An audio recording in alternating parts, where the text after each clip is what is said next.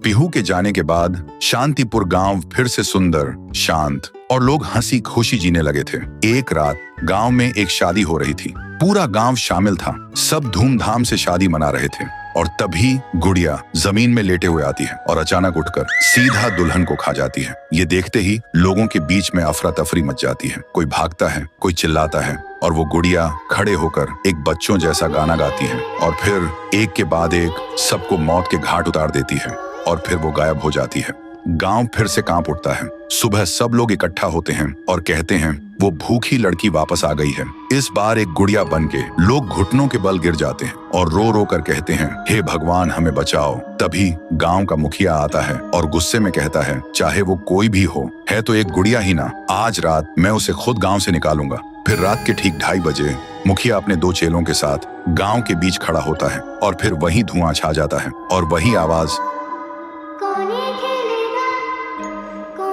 वो गुड़िया धुएं से निकलती है और सीधा मुखिया के पास चल के आती है। मुखिया कहता है, निकल जा मेरे गांव से, नहीं तो तुझे यहीं बिखरा दूंगा। गुड़िया हंसती है और कहती है, तेरे से पहले भी किसी ने ये सोचा था। और उसी पल वो गुड़िया बड़ी होने लगती है और अपनी पैर से तीनों को कुचल के मार डालती है। सुबह जमीन पे सिर्फ खून के धब्बे रह गए थे, लाशें जैसे हवा हो गई हो। लोग समझ गए ये कोई आम गुड़िया नहीं, इसके अंदर कुछ और ही शक्ति है। तभी गांव की एक बूढ़ी औरत कहती है, इस गुड़िया को हम गांव से नहीं निकाल सकते, इसे तो सिर्फ पीहू ही गांव से निकाल सकती है। फिर सभी लोग उसी जगह जाकर खाना रखते हैं और दिल से पीहू को पुकारते हैं, भूखी देवी वापस आइए, गांव को बचाइए। तभी जमीन से एक आवाज निकलती है, पीहू, पीहू, पीहू। और मिट्टी से बनने लगती है, पीहू। लोग चिल्लाकर कहते हैं, देवी हमें बचा लो। फिर रात होती है।